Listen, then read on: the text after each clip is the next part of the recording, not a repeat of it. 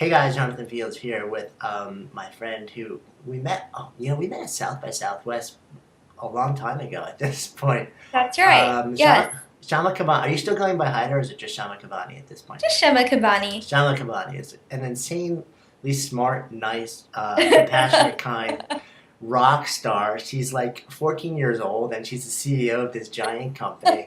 um, That would be nice. I bow down before your You're so entrepreneurial and funny. marketing genius. No, Shama's located down in Texas, and we met each other at South by Southwest. I don't know, 4 or 5 years ago now, and we were both kind of starting out in this whole wacky online world, and it's been so cool to watch what she's done. So, and the reason we're hanging out today is, well, actually, you know what? Before we jump into that, I want to talk about your book and what you've done with your book because it's a really cool story. Um, but just share, like, give me a 2 minute thumbnail of who you are, what you do for a living, and kind of like what you do day to day.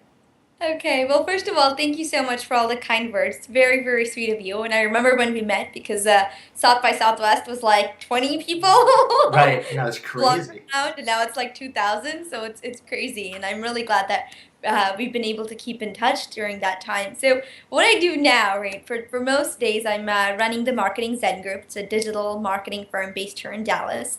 But that's when I'm not traveling and speaking and doing a million other things. And I also do my web TV show at Shama TV, so I'm busy with that. Mhm. And all in all, just doing my part in helping people get educated and up to date with what's new with marketing. Cool. So, and the reason we're hanging out for a couple minutes today, and I wanted to share you, is that well, there's so many reasons I want to share you, but specifically right here, right now, is that was it about a year ago, year and a half ago that you came out with the book? Well, yeah, so the ebook came out about a year and a half ago, Okay. and the book came out on Amazon, and I guess it was released in May. Okay, and the name of the book for everybody, The Zen of social media marketing. The Zen of Social Media Yes, Marketing. It's the on Zen of Amazon. the Zen of social media Um, marketing.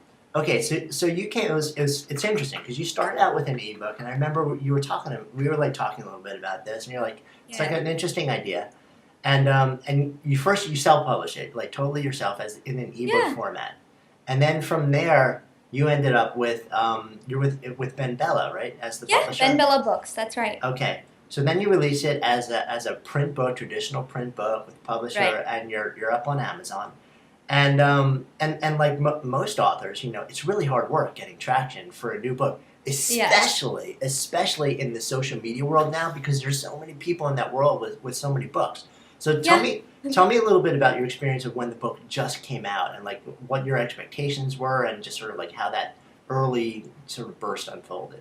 Yeah, so the early days were always interesting, and I was told, if you there's multiple ways to do a book launch, if you will, and they said, there's books that start with a bang and then they sort of sizzle, and you can do certain things to make sure that it is an Amazon bestseller, or you can do it to push certain things, but that wasn't my goal, and I wasn't really interested, and it wasn't my style. So I said, I'm not going to go for that. I think it Mhm. works for some books, and it's a matter of style and your preference.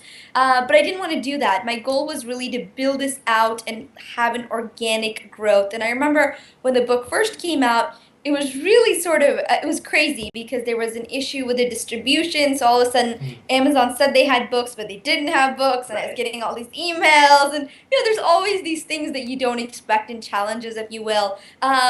But then it's just been picking up traction slowly and steadily, and it's been neat because you're right. Like the web marketing category in general is just so crowded. So it's really cool that the book has continuously been in the first and second spot. But it's been a really neat feeling. But I knew going in that I wanted to do it organically and I wanted to do it sort of slow and steady. And I wasn't necessarily looking, to hit any sort of list the day it launched. So let's break this down a bit though, because what you're talking about is the exact opposite of what most people try and do and what most people are told to do these days, which is, Yeah. the conventional wisdom is you got to launch with the biggest bang on the planet and hope that at some point you get picked up by lists because everybody, like everyone on the planet, is going to abandon you if you don't get a huge burst of enthusiasm within the first few weeks. Booksellers stop stocking you. People forget that you're there. Your numbers crash and burn. and you might as well just eventually you're going to sell a couple hundred books and the rest will be pulped. And you were like, no, I there's something different. I want to go about it differently. And what's cool is I was in Barnes and Noble on the Upper West Side of Manhattan last week, and I'm looking at the bookshelf of like marketing books turned out on the end cap, and I'm like, there's your book.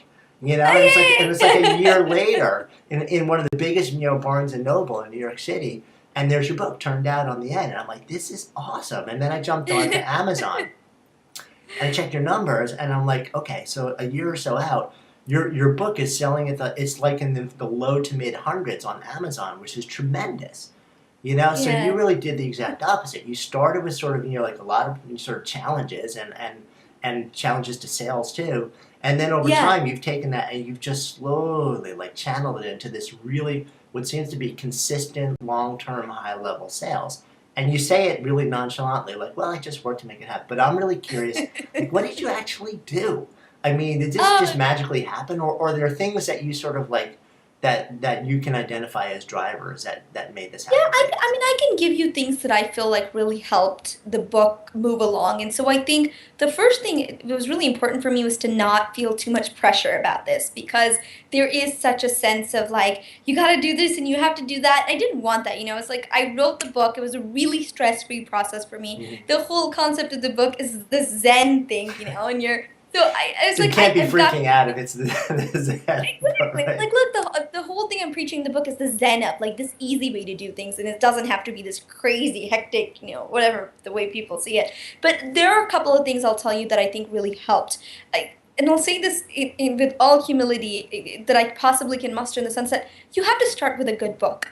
Mhm. And I'm not saying that when my first version was the greatest book, but because of the editors we had on board and because of I just constantly got feedback to make it better. Mhm. And the chapters that I felt like maybe I couldn't do justice to, I got folks to guest to write those chapters because I felt that that was going to be more precise. So I think you have to start with something that can withstand, right, the test of time. Right. And so I really wanted to make sure that it wasn't going to be this like, oh, this is here today, going tomorrow.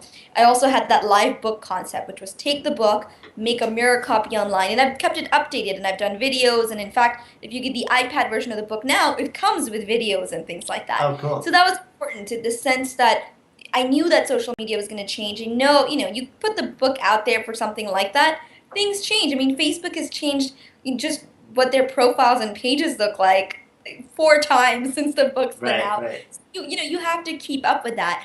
Certainly, there's so many new things. So that was one thing, and I realized I didn't look at this just as a one-time book that hits the shelves. I really saw this as an ongoing project, and I had a lot of help to make sure that the book was covering the things that it needed to cover. Mhm. I worked closely with my publisher, and I realized that PR was going to be a big part of it. Okay. But I also didn't want like we did do sort of a PR launch, which is like, press releases and things. Yeah, yeah. But I also wanted to do sort of the organic social media PR in the sense that I approached a lot of bloggers, Mhm. a lot that I've made relationships with, created over the years. And I said, hey, can you review the book? And we sent out blogs, some I knew, some I didn't. We just sent out so many books for reviews.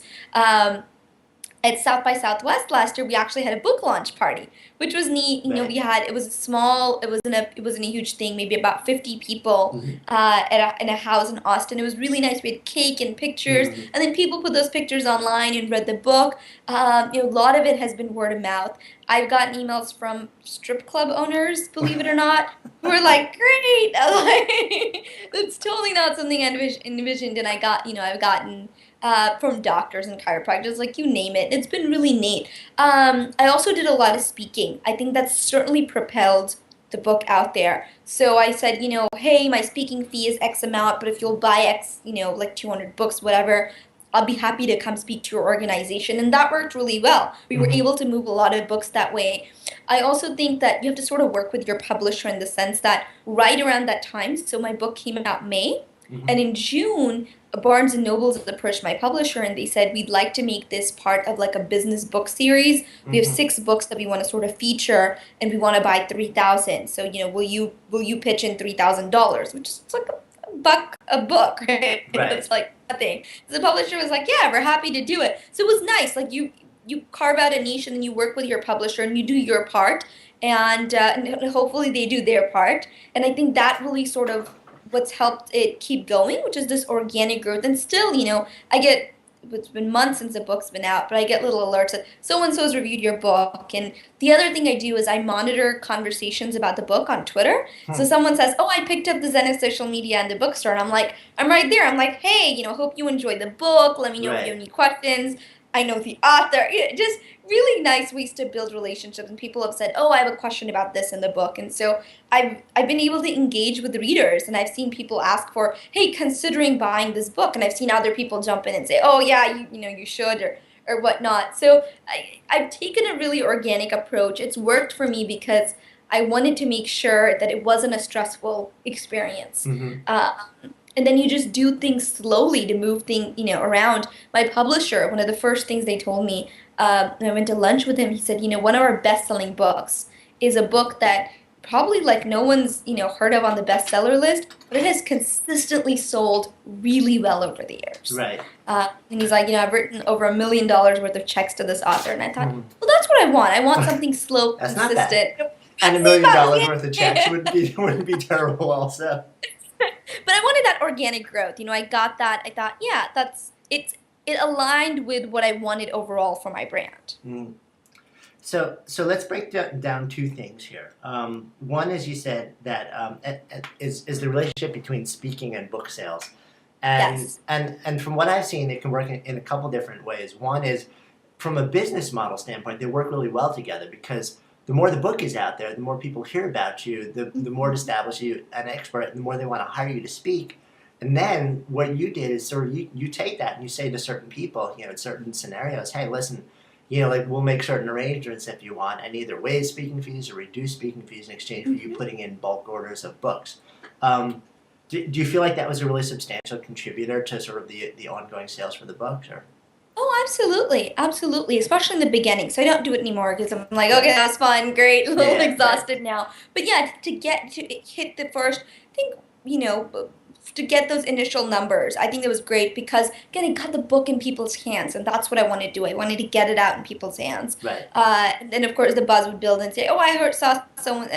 I've had people send me pictures of the book from Bangkok, like these mm, places. So it's great. I mean, I wanted to get the book out there, and I think it was an excellent strategy. I'd really recommend it, especially if it's a topic that's that's buzzworthy. Like, I mean, obviously, social media has been for a little bit now, right. so it worked really well. Topic that I knew I could set up something around the book that I could talk about and then get it out in people's hands. Yeah, I definitely think that made a huge initial difference. Right, May not have showed up on Amazon until months later, but right, getting it out there, building that buzz was very, very important. It was a very grassroots way of doing it. right. And the other thing you mentioned was you monitor people's conversations about the book on Twitter, and I Yeah. probably know one of the ways but just for people that aren't like, how do you actually monitor it? Do you set up a column with search terms, or Yeah, what do so you? I use TweetDeck, which Okay, is a desktop application to manage Twitter, and you could literally it's as simple as clicking a little plus sign to add a column, and you can add key terms that you can search for. So every time someone mentions that term, that column will populate itself and it'll refresh. So I have Zen of social media. So anytime someone says Zen of social media, that pops up on my radar, and I'm able to communicate with them. got it. And so that really lets you turn it into sort of an ongoing dialogue with all of the people It who. And it I, does, and it's fun. yeah, and I agree, and I do that with even though I'm like 2.5 years out or something for Career Renegade now, I do that with that book as well.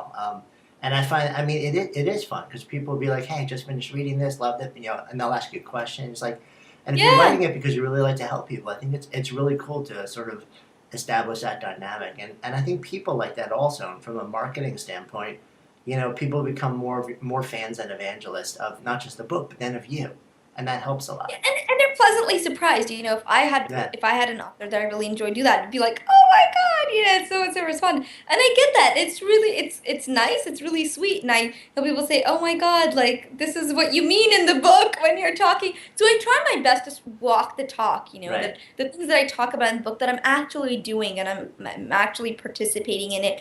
Uh, if I have different views on something and I've changed my mind about something, I update the online version to reflect that and give my sort of stance on that. Anytime someone emails me with questions, I'm always eager to answer it, and not off more often than not, they're surprised that I would answer a question. And I'm Mhm. like, oh, you did send me an email, so chances are I'm gonna respond. But it's been a really good experience, and I think that's really what social media is about, right? It's connecting with the people and sort of giving them that power. No, it totally is. So let me get a little more pinpoint, and I'm almost going to wrap Sure. this up now, which is that, looking back at your Amazon rank, there was a moment in time, I can't remember exactly where it was, but it was earlier this year, where it was really kind of erratic. It was all over the place, and then it just like bam, it dropped down into the hundreds, and it stayed there. It's been pegged there for a while now. Do you know like what that moment was and why that happened, or do you think it was just a hitting critical mass of? Did you have a sense for what that was? I really don't. I think it went up and down for a while. And then I'm guessing that, yeah, it did hit critical mass, or there were enough reviews where something tipped, where people felt like, okay, this book is good enough for me to buy now. And I'm really not sure what that specific moment was. Right. Um, eh, but, yeah, I can only guess that it's because people have said good things, and they have good stuff's going on there. I did things like I connected. Amazon has an author area, Yeah. Right. which they give you a lot of room to do cool stuff with, and you didn't have that like 6 months ago. So I've been able to add pictures and hook up my blog to it and things like that. And so I think sort of doing those little things, but I certainly think it hit a point where the book is, yeah, you're right, like it cracked the top 500 list, and I think it's even cracked like the top 300 book list. But it's been there, and the neat thing is I don't even look at that so much as I look in that category, right? Right. That's Yeah. what, because if I look overall, I mean, I know Diana Gabaldon. Like, this is not like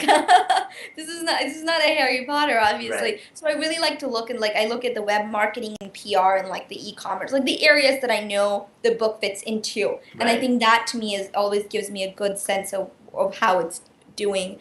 And it's neat because sometimes I'll see it like drop to three, and I'll see that a new book came out, so they've done a big launch and the book's gone up, and then within days it'll be back to two and one, two and one. Hmm. So. And it's great too because it gives a lot of hope, I think, for a lot of new authors who have been told, if you don't hit critical mass within, like the first 9 seconds after your book is published, you're Uh, essentially screwed. You're done. yeah, And like when you look at what you've done, it disproves that. It says, okay, that's one way to do it, but another way to do it is like the slow build, and that it's just a completely different approach, but that can work too. And so yeah. that's why I love the example. I didn't, Jonathan. This is one of the great things about you. I didn't even think about it like that. I guess I never really thought about me doing it differently than others. Like, I just thought about what felt comfortable for me. Hmm. And I think that's so important. As an author, you have to find your comfort zone. Yeah, You have to totally. find what aligns with you, what makes sense for you. And in the end, you have to have your own metrics. Like I said, if you look at the big picture and you're gonna be disappointed if you're like, my book is 4,000 out of like a gazillion. I mean, Right. but I think you have to look at book sales in general. How does your publisher feel? So I check in with my publisher. I'm like, how you feeling about the book? And I think so far we've sold like 20,000 copies, which is Hmm. really cool. That's And great. yeah, That so that like you that's have to about. look at it within the niche, and Yeah. that's why I look at my categories. Like I'll type in social media and the search on Amazon and see where it comes up. Like, to me, those are more honest metrics of how the book is doing. And so you have to find out, like, what do you want out of the book? Know that going in. Mhm. And I think that's the big thing too. I knew going in that this book was not going to make me rich. I hadn't written it for any sort of author success or anything like that. I really am sort of an accidental author. I wrote it because I wanted a guide. I had really good people giving me feedback, so I was able to beef it up to the point where I feel people found it helpful. Hmm. It's a quick read. I think that certainly doesn't Right. hurt a book either. It's like less than 200 pages. So people, like, the thing I hear most often is it's my airplane book.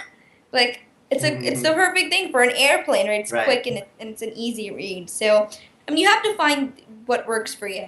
Yeah, this is a great point to sort of finish off with too, because you circle back to the role of the book in sort of like your bigger plan, and that's one of the things that Absolutely. I talk to authors about all the time, and a lot of people don't think about is like what is do you have a bigger business plan? Like, is this just is this a you know a is this actually a business card that cost you like $4, but it's really fancy and establishes a lot of stuff? Do you actually want to try and make a living purely as an author? You really have to step back and think, what's my bigger business plan, and where does this fit into it? It sounds like you've done that really well. Thank you.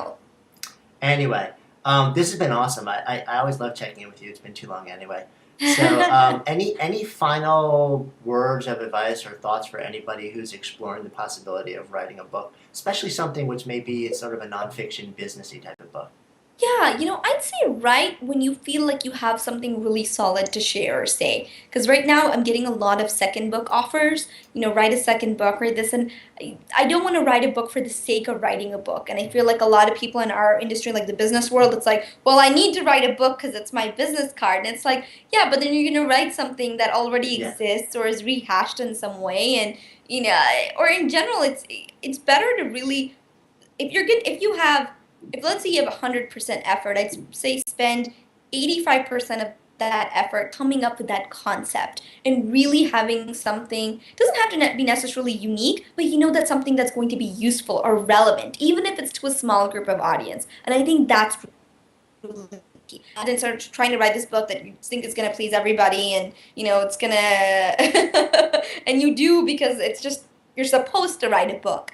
I would recommend that people really think about what's missing in the marketplace, much like you do a business, right? A yeah. book is very similar to a business, except it should be part of the bigger picture, as you mentioned, and to think about, what is it that's missing, and how can you convey it best in your style. Yeah, awesome advice. I love that. It's a great point to finish off. So, where can people find you, and where can people find the book? Well, they can find the book on Amazon and bookstores around the world. But the book's name, the title again, is The Zen of Social Media Marketing. And they can find me at marketingzen.com, it's my company, or at shama.tv, shama.tv.